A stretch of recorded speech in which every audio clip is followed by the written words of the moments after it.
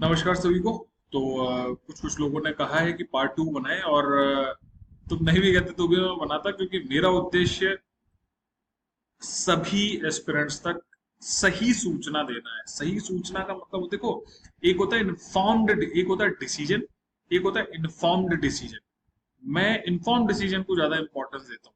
Decision तो लेते हैं, कई कई बार ऐसी कंडीशंस होती हैं कि हमें लेने पड़ते हैं, लेकिन वही डिसीजन जब सारी इंफॉर्मेशन के बेस पे मिले ना आपको, तो उसे कहते हैं इन्फॉर्म डिसीजन। एथिकली, मतलब एथिक्स के बेस पे मैं इन्फॉर्म डिसीजन को अकाउंटेबिलिटी के रूप में मानता हूँ, जिससे कहते हैं ना उत्तरदायित्व की, भी आपने डिसीजन लिया तो आपकी जिम्मेदारी है। अगर तुम फ्रीडम ऑफ विल और ऐसी अकाउंटेबिलिटी की बात करोगे तो उसमें ये कॉन्सेप्ट आता है कि अगर मुझे किन्हीं चीजों की सूचना ही नहीं है तो मैं अकाउंटेबल नहीं हूं उस चीज के लिए। तो मेरा उद्देश्य इस चैनल का जैसा कि रहा है कि जो एस्पिरेंट्स, जो नहीं, आज की तारीख में एवरी एस्पिरेंट, उन तक जो वास्तविकताएं हैं, जो रियलिटीज हैं, वो पहुंचाना। तो पिछले लेक्चर की ही कड़ी में, या जो दूसरा पार्ट टू है, दूसरा लेक्चर है, इसमें तीन बातों की बात करेंगे। एक जनरल क्वेश्चन लेंगे, जैसे एक क्वेश्चन मेरे सामने बार बार कई बार पूछा जाता है, तो आज मैं उसका स्पष्ट क्लैरिफिकेशन दे देना चाहता हूँ। वो क्वेश्चन है कि सर, हमारी एज है, मैं बीए फर्स्ट ईयर में हूँ और मेरी एज इतनी है, मैं जुलाई में 21 साल का हूँ या 22 साल। देखो, आपके, ठीक है, आप जिस भी डेट पे हो रहे हैं वो बहुत ही अच्छी बात है, भगवान ने अच्छा किया। पॉइंट इज, आरपीएससी नई वैकेंसी, एक एक शब्द का ध्यान रखना। आरपीएससी नई वैकेंसी के नोटिफिकेशन में जो कट ऑफ डेट डिसाइड करती है ईयर कैलकुलेशन के लिए, उस दिन आपकी कैलकुलेशन होगी कि आप 21 साल के हुए या नहीं। मैं आज कह दूं कि आज आप पार्ट ले सकते हो या नहीं ले सकते, नोबडी नोस, जब तक कि नोटिफिकेशन नहीं आ जाता। और उस नोटिफिकेशन में स्पष्ट डेट का मेंशन होता है। अगर आप लोग लास्ट ईयर के जो पुराने नोटिफिकेशन है वो सब देखेंगे तो आपको सब पता चल जाएगा। उसमें साफ साफ लिखा होता है कि जब ये एग्जाम कंडक्ट किया जा रहा है, वो उसकी कंडीशन होती है। आरपीएससी अपना जो फॉर्म निकालती है, फिर जो नोटिफिकेशन निकालती है, उसमें वो कंडीशन रखती है कि भाई हो सकता है मेंस के टाइम पे वो कैलकुलेट करे, हो सकता है इंटरव्यू के टाइम पे वो कैलकुलेट करे, हो सकता है प्री का फॉर्म जब फिल हो रहा है तब वो कैलकुलेट करे। वो डेट, वो कट ऑफ डेट देती है कि इस तारीख तक आपकी आयु 21 वर्ष होनी ही चाहिए। ये उसमें लिखा हुआ होता है साफ साफ, ठीक है। तो जो भी मुझसे पूछता है कि भाई सर, क्या ये एग्जाम में दे सकता हूँ, क्या ये एग्जाम में नहीं दे सकता हूँ, आई होप मेरा, मुझे नहीं पता और लोग क्या जवाब देते होंगे, लेकिन सटीक, बिल्कुल इन्फॉर्म, ये इंफॉर्मेशन है जिससे अब आप अपना डिसीजन ले सकते हैं। तो this is called inform decision, ठीक है। तो जब तक नोटिफिकेशन नहीं आता तब तक nobody knows whether you are eligible और not. I hope this question is very crystal clear कि किस उम्र के लोग, कि 21 तारीख की 21 वर्ष की कैलकुलेशन क्या होगी, कि 21 वर्ष के आप कब हो रहे हैं। ये होगी आरपीएससी जब नए एग्जाम का कंडक्ट कराने के लिए नोटिफिकेशन निकालती है। उस नोटिफिकेशन में वो कट ऑफ डेट देती है कि इस तारीख पे आपकी आयु की गणना होगी, इस आयु पे आप 21 वर्ष के हैं तो आप एलिजिबल हैं, अदरवाइज नहीं एलिजिबल है। बिल्कुल सिंपल सी बात, ठीक है।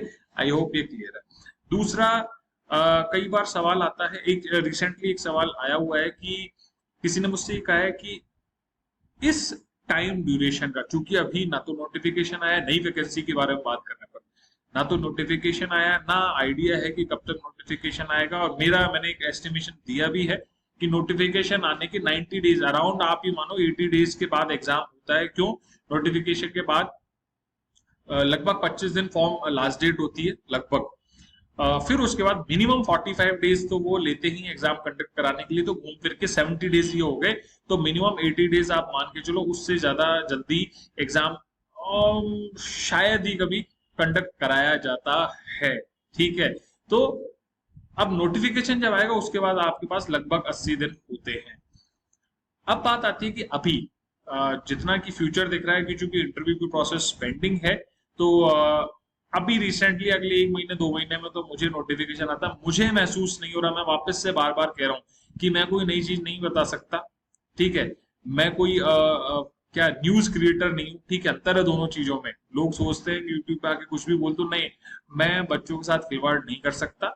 जो रियलिटी है, they must know this, that's all. उसके बाद तुम मैच्योर हो यार, तुम आरएस बनना चाहते हो तो इतनी मैच्योरिटी सब में है कि इस इंफॉर्मेशन के बेस पे डिसीजन ले। कुछ लोग आके कुछ भी डेट बोल देते हैं, ये आएगा वो आएगा, अंदर की खबर नहीं, nobody knows। जब तक फाइनल मीटिंग नहीं होती, the chairman itself doesn't know कि कब एग्जाम कंडक्ट होना है, ठीक है, ये ध्यान रखना। तो एक फाइनल डिसीजन बॉडी होती है, वो ये सब चीजें डिसाइड करती हैं।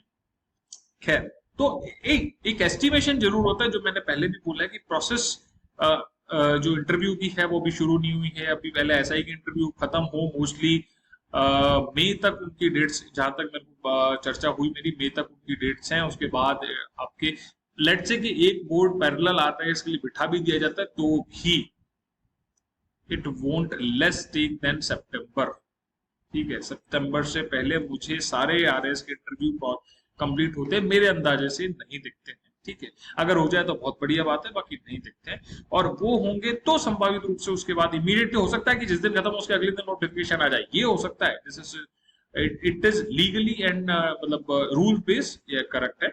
लेकिन उससे पहले नया नोटिफिकेशन थोड़ा सा टफ है, थोड़ा टफ है, ठीक है। तो लेट से कि अगर 4-5 महीने भी हैं, जब तक नोटिफिकेशन नहीं आता, नोटिफिकेशन आने के बाद तो डेट लिमिट दे देते हैं, तो फिर आपको प्री पे कूदना चाहिए, मेरा ये मानना है। क्योंकि चूंकि पिछली बार भी प्री टाइम पे करा दिया था, उससे पिछली बार यानी 18 वाला भी प्री टाइम पे करा ही दिया था, क्योंकि मार्च या फरवरी में नोटिफिकेशन था और अगस्त में उन्होंने प्री करा दिया था। 21 वाले में भी शायद उन्होंने अगस्त में नोटिफिकेशन निकाला और अक्टूबर एंड में प्री करा ही दिया। तो प्री तो टाइम पे हो रहा है, तो मैं यही करूंगा कि कहूंगा कि उस टाइम को बिल्कुल प्री ओरिएंटेड छोड़ देना, ठीक। अब अभी का टाइम है, इसको कैसे यूटिलाइज करें, तो बात ये आती है कि आपके पास बहुत सारा पार्ट ट्रेडिशनल है। ट्रेडिशनल का मतलब होता है कि लेट से एग्जांपल लेता हूं मैं कॉन्स्टिट्यूशन का, या फिर एथिक्स का एग्जांपल लेते हैं। एथिक्स में गीता का नीति शास्त्र, सिंपल टॉपिक, ठीक है। इस टाइम को यूटिलाइज करो आप कि उसको थोरोली पढ़ लो और उसके लेयर 2 के नोट्स बना लो। एक पेज में गीता का नीति शास्त्र कंप्लीट होना चाहिए। I don't have my copy, ethics की कॉपी यहाँ पे जो मेरे नोट्स की थी घर पे, और घर पे अब आप देख लो, सिलेक्शन के बाद हमको भी कभी टाइम नहीं मिला, 2-3 महीने मिले थे, फिर दिसंबर में ज्वाइनिंग आ गई। तो उसमें मैंने एक पेज में, एक A4 या 2 A4 साइज पेज में पूरा गीता का नीति शास्त्र कंप्लीटेड था। कॉन्सेप्ट मेरे को आज भी आता है, एक्चुअली से पूछो तो मुझे गीता के नीति शास्त्र का कॉन्सेप्ट मेरे पास आज भी है। मुझे तो केवल टर्म्स और पॉइंट्स याद करने के, हाँ ये वाला पॉइंट लिखना है, ये वाला पॉइंट लिखना है, ये वाला पॉइंट लिखना है। तो वो जो नोट्स मेकिंग है ना, आप अभी कर सकते हो।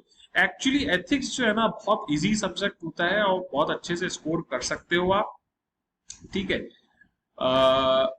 तो ऐसे जो टॉपिक्स है इन्हें कहते हैं ट्रेडिशनल पार्ट, पारंपरिक सवाल की। यहां से सीधा सीधा सवाल आएगा, गीता से एक सवाल आता ही है। अगर आपने एथिक्स को उठा के देखा है तो मोस्टली गीता से एक सवाल आ ही रहा है, 5 नंबर या 10 नंबर का आ रहा है। तो वो सवाल में तो आपके 3 या 60 to 70% नंबर आने ही चाहिए। आप खुद सोच लो। अब ऐसे ट्रेडिशनल सवाल जो है वो आप इस खाली ड्यूरेशन में तैयार करते हो कि वो तो पुख्ता हो गए, अब वो जब उठाने होंगे तो मेंस के टाइम पे उठाएंगे। क्यों? क्योंकि एथिक्स प्री में है क्या? नहीं है। तो पैरेलल आप 2 चीजें चला सकते हो, क्योंकि 8 से 9 घंटे पढ़ते हो तो 4 घंटे मेंस पढ़ लो, 4 घंटे प्री पढ़ लो। अब उसमें आप प्री मेंस नहीं है तो सॉरी मेरी भाषा गलत होगी, प्री मेंस मत पढ़ो, सब्जेक्ट पढ़ो। एक मेंस ओरिएंटेड सब्जेक्ट पढ़ो, ठीक है। जैसे एथिक्स मैंने बता दिया, जैसे पबेड एक सब्जेक्ट है, जैसे हिंदी इंग्लिश सब्जेक्ट है ना, तो ये मेंस ओरिएंटेड सब्जेक्ट है। प्री ओरिएंटेड सब्जेक्ट क्या है? पॉलिटी है, ज्योग्राफी है, इकोनॉमिक्स है, हिस्ट्री है, ठीक है, मैथमेटिक्स है, क्वांट एलआर है ना, राजस्थान की हिस्ट्री, पॉलिटी, ज्योग्राफी, इकोनॉमिक्स है, इकोनॉमिक सर्वे है, इकोनॉमिक रिव्यू है। ये है pre oriented plus mains oriented subject. तो एक complete dedicated mains oriented subject आप पढ़ सकते हो और एक आप पढ़ सकते हो pre cum mains oriented subject. I hope the terminology is most important which you are able to understand. अगर आप ये टर्मिनोलॉजी नहीं समझोगे तो थोड़े से कंफ्यूज रहोगे। मैंने वापस से हिंट दी कि मेक ए नोट्स, आप विश्वास नहीं मानोगे, इवन आज की तारीख में भी मैं अपने केसेस जो यहाँ पे हैं उनसे रिलेटेड नोट्स बनाता हूँ। See this is just new register जिसके नोट्स मैं आज बना रहा हूँ। रोज केसेस आते हैं तो उसमें कोई इंपॉर्टेंट चीज होती तो आई मेक नोट्स, बिकॉज ये नोट्स ही आपकी नॉलेज को बढ़ाते हैं, उसको पुख्ता करते हैं, कागज में लिखने की आदत डाल। ठीक है, ये वाला पार्ट हुआ। आज इंटरेस्टिंग दूसरा पार्ट ले लेते हैं। छोटी सी एक स्टोरी है, मतलब एक कहावत है या कुछ भी मान लो, एक एक्चुअली प्रोवर्ब है जो बहुत मुझे इंपॉर्टेंट, मुझे बहुत मोटिवेट करती है और किस तरीके से काम को किया जाना चाहिए। एक बार एक आदमी अपनी जो कुल्हाड़ी थी उसको बहुत घिस रहा था। ठीक है, तो एक सीनियर आदमी आया और वो लॉन में बैठा हुआ था। उसने देखा कि वो जो घसियारा था वो उसी को घिसे जा रहा है। ठीक है, अब उसको एक्चुअली क्या, सुबह एक पेड़ काटने के लिए कहा गया था कि भाई आपको पेड़ काटना है। तो जो मालिक था उसने देखा कि यार ये सुबह से लेके इसने दोपहर तो ये कुल्हाड़ी घिसने में ही लगा दी, ये पेड़ कब काटेगा। तो उसने उस घसियारे को बुलाया, घसियारा है जो भी एक्स वाई जेड आप मान लो पेड़ काटने वाला, तो उसको बुलाया उसने कि भाई तू क्या, सुबह से तेरे को तू 6 घंटे हो गए तेरे को, ये तू कुल्हाड़ी घिसे जा रहा है, तेरे को अभी 2 घंटे बाद ही पेड़ काटना है, कैसे काटेगा। तो उसका जवाब बहुत सुंदर था, विच बिकम्स ए प्रोवर्ब। बहुत कोई यूएस के कोई प्रेसिडेंट या उसमें ऐसा कुछ उनके नाम से कहावत है, स्टेटमेंट है, तो जो मैं तुम्हें स्टोरी ग्रुप में बता रहा हूँ। तो उस घसियाने ने कहा देखो साहब ऐसा है, ये कुल्हाड़ी जितनी ज्यादा तीखी होगी ना, तीखी मतलब इसकी धार जितनी ज्यादा पक्की होगी, पेड़ उतनी जल्दी कटेगा। अगर भोंडी कुल्हाड़ी लेके मैं उस पेड़ को काटने चला गया ना तो मुझसे 3 दिन में नहीं कटेगा, लेकिन मेरी कुल्हाड़ी की धार अगर बहुत पक्की होगी ना तो 3 या 5 बार में वो पेड़ कट जाएगा, तो वहां आधा घंटा लगेगा मुझे। तो बात ये है कि अगर आपको लेट से 6 घंटे पेड़ काटने के लिए मिलते हैं तो 4 घंटे आप कुल्हाड़ी को घिसने या फिर उसकी धार को मजबूत बनाने में लगाओ। आपका ये वही समय चल रहा है। ये स्टोरी मैंने इसलिए बताई कि आपका ये जो समय चल रहा है उस कुल्हाड़ी की धार को मजबूत करने के लिए चल रहा है। अगर धार आपकी कुल्हाड़ी की मजबूत है तो फिर आपको प्री मेंस में कोई नहीं रोक पाएगा, और वो कुल्हाड़ी की धार के समय में आपने पेड़ को कैसे काटना है, ठीक है, उस पे दिमाग लगा दिया ना, तो आप ये ना तो कुल्हाड़ी की धार मजबूत होगी, ना ही आप पेड़ को सही समय पे काट पाओगे। ठीक है, अच्छा, बीइंग इको फ्रेंडली, मैं पेड़ को काटने की बात नहीं कर रहा, इट जस्ट है मेटाफोरिकली स्टेटमेंट और स्टोरी। मैं बहुत ज्यादा आप विश्वास, ये देखो मैं अपने रूम में भी पौधे, मतलब ये जो हमारा हॉल है उसमें आई लाइक ये गमले रखना पसंद करता हूँ। इट वेरी सूदिंग, बहुत अच्छा है।